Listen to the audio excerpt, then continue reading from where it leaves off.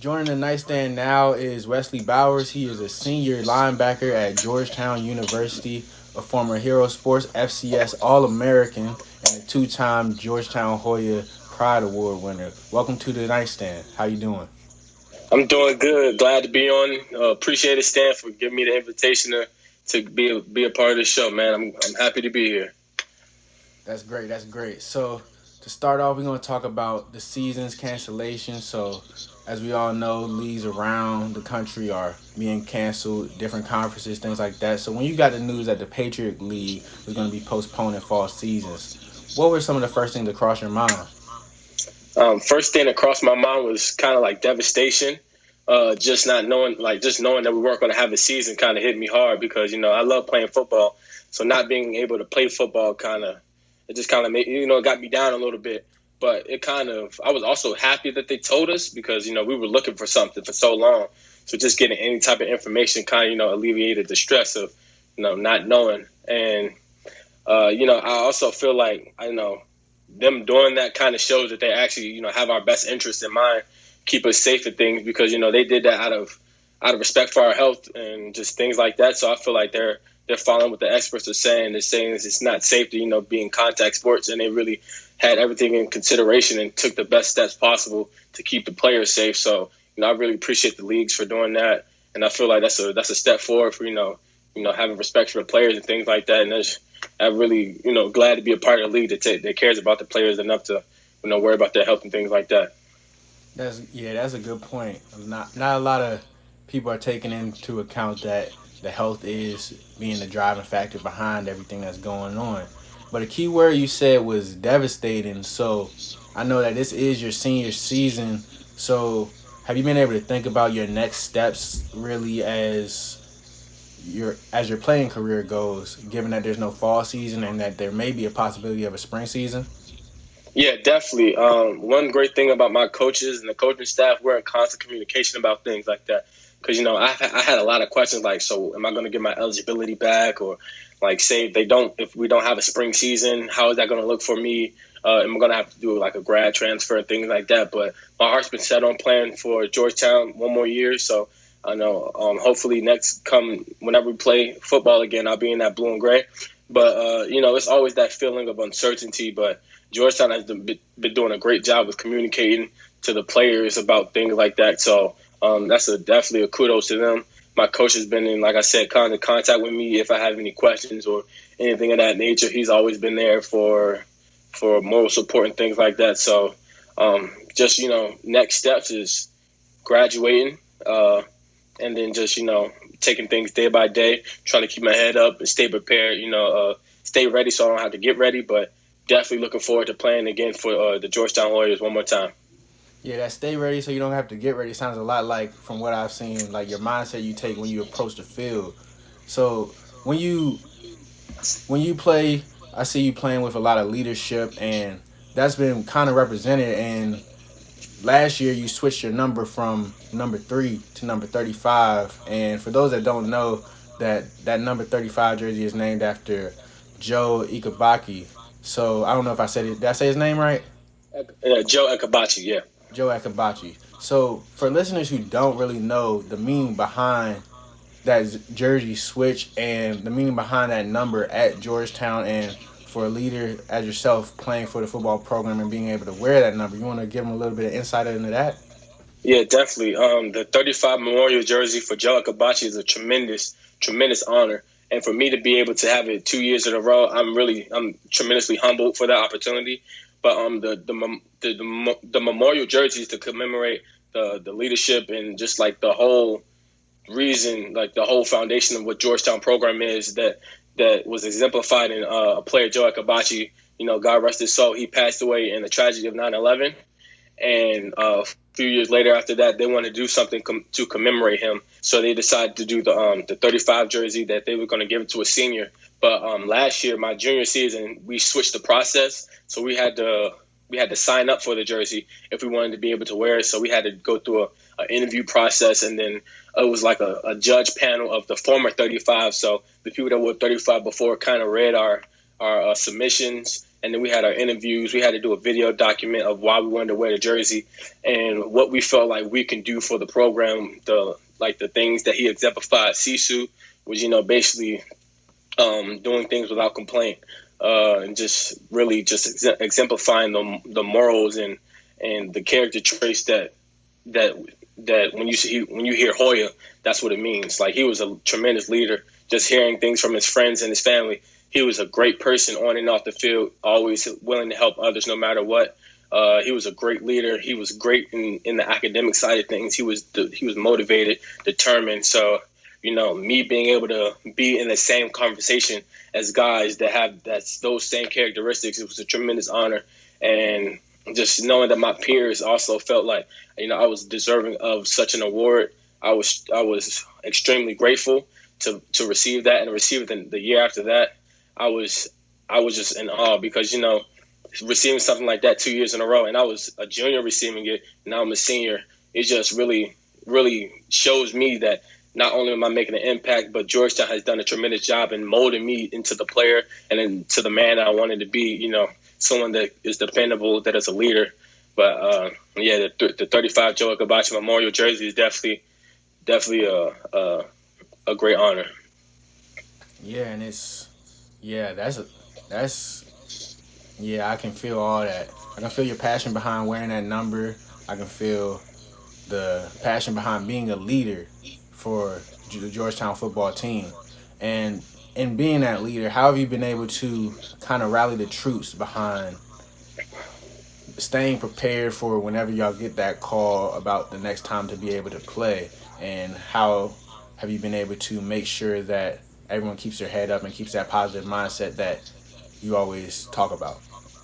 Well, luckily I don't have to do this by myself. So, like, on Georgetown football team, we have something called a council, which is basically like peer appointed leaders of different position groups, and we all convene at different times just to kind of talk about strategies and things that we want to do to keep the team morale high. But I have a great group of leaders with me. Names like Joe Brunel, Ahmad Wilson, Cam Dean, Deron Cooper. We have Isaiah Bird, and we have a lot of other people, Sam Telasa. So it's definitely a great group of guys that I can rally with to hand off these responsibilities. Like, hey, let's check on these people. Let's check on this guy. What are we doing? What do we need the team? Like, how do we need the team to prepare so we can be able to, be ready when we do get that call, like you said. But it's been our team has done a tremendous job at preparing, because you never know when you're going to get that call to come back. And just, the unique transition for the freshmen, that story alone is a long one. But, our upperclassmen and lowerclassmen are really doing a great job of, wrapping our arms around these guys, making sure they feel comfortable, helping them understand the playbook, giving them as much knowledge as we can about, acclimating to college. And it's, given the unique time that we're in, I feel like, the team that sticks together are going to ultimately win games when it's time to go back. The team that sticks together are going to be able to fight through adversity. So definitely, like the council, myself, we've really put a priority on being prepared. We have meetings, just to, keep our morale up, daily check-ins and things like that. We have a group of 3, which is our accountability groups, just, continuing to have that team camaraderie. We might be far away, but heart, home is where the heart is, and our heart's always together. So, we always push that brotherhood and family aspect. So definitely how we're, taking advantage of the time away just so we can be prepared for when it's time to come together. Yeah, that's very important that you're being able to keep those connections alive and making sure that everyone's staying on the same page, really. So let's switch it up to Mm-hmm. off the field. So, off the Mm-hmm. field, of course, you go to a prestigious school like Georgetown. Part of your decision, I'm sure, was the academic side of it. So, I noticed that you're majoring in justice and peace studies with a minor in government. So, what inspired you to choose this path, and how do you really plan to use it after you get your degree? Can you repeat that question? It kind of broke up on my end. Yeah, so I said, what inspired you to choose your major in that path, and how do you plan to use it after you get your degree? Well, one deciding factor for the Justice and Peace major was just looking at tremendous opportunities that it could provide for me. Being a flexible major, I really took into account my passions that I wanted to help people and, give back to my community. I wanted to be able to be a person that people can rely on when it comes to like things like legal matters or just, financial things like financial literacy. And my focusing on my major is human rights. So, especially like with all the things going on in the world today, I feel like this is a prime opportunity to, sharpen on my skills, really, really trying to elevate people who have been, done wrong or things like that with, in the humanities like side of things, I would say. But I just have a passion to help people. Like ever since I was growing up, I just want to, give back. I always said, once I make it, Mom, I'm gonna be able to give back to my community. Help those kids that feel like they can't be great. Help them feel like they can be great. Motivational speaking is also another thing that I would love to get into. But another factor was my best friend, my girlfriend now, Rashima Melson. She was a justice and peace major. So just hearing and seeing the things she's doing was a big driving factor for me. She's law school hopeful, and I also want to get into law school when the time is right, when my time to apply for things like that happens. But just giving back, and I knew I had to be well versed in things of like the political side of things, and then in this knowing law. So I felt like a minor in government would help me broaden my horizon in that aspect. So just having that different vocabulary, vernacular. So when I do get in the realms of like the government talk and things like that, I can hold my own and really contribute to multiple conversations. But I feel like justice and peace as a major and a minor in government would be a solid choice, because I just felt like that would make me a well-rounded person. So when it's my time to, take that stand in the judge room in the courtroom and give my piece, I can do well and hold my own. Yeah, you're really building that foundation right now, would you say? Yeah, definitely am. 2018, I started a nonprofit organization, still trying to get the fundamentals of things. I feel like my major and my minors are going to really help me when I really, get things off the ground. The nonprofit organization is called New Wave Inc. Me and a couple guys, Xavier Hare, Joshua Comfort, Ian Lynch. We just really wanted to do something for our community. So like in the summertime, we realized a lot of kids been glued to the TV screen, glued to their phones, and we just wanted to see what we could provide parents that might not be able to get kids to a camp. Well, we can provide kids that might be, introverted.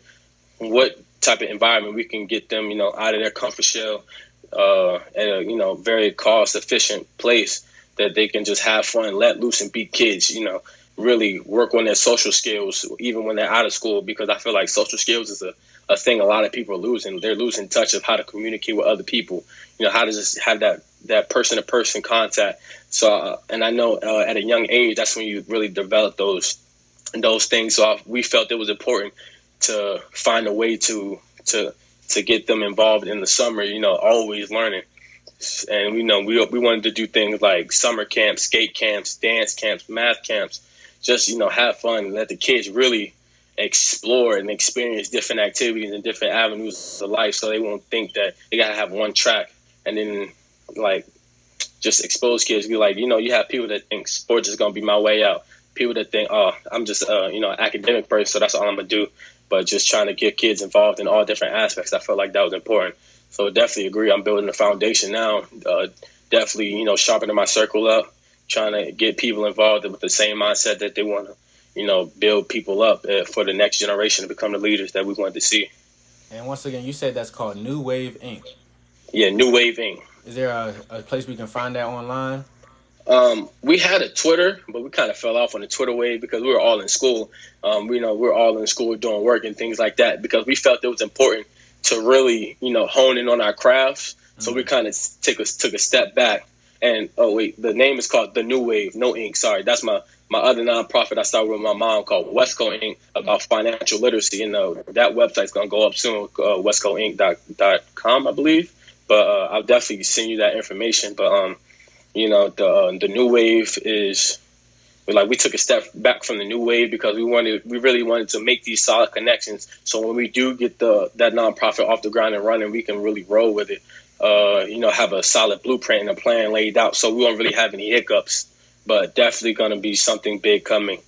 And they're all based in the DMV area for right now, Yes, right now specifically Maryland. specifically Maryland. All right, all right. Yeah, That's good that you got that going on. I like what you're doing, and I think that's actually something that's very needed in the community. Both of your nonprofits, the one helping out the students as well as the financial literacy. So, definitely. so now we're gonna get into some rapid fire questions real quick. Try All and right, get your opinion on these topics. Got three rapid fire questions for you. So first, ice cream, vanilla or chocolate? chocolate, Chocolate. All right. Better football gear, Nike, Under Armour, Nike, Nike. All right. Last but not least, Earth, Wind, and Fire or the Temptations? the Temptations, man, The always. Temptations, always, always. Well, all right, y'all. This is Wesley Bowers, linebacker at Georgetown University, and we just want to thank him for joining the nightstand again. Thank you. Definitely, man. Peace, love, and blessings. Appreciate the invite anytime. All right, all right.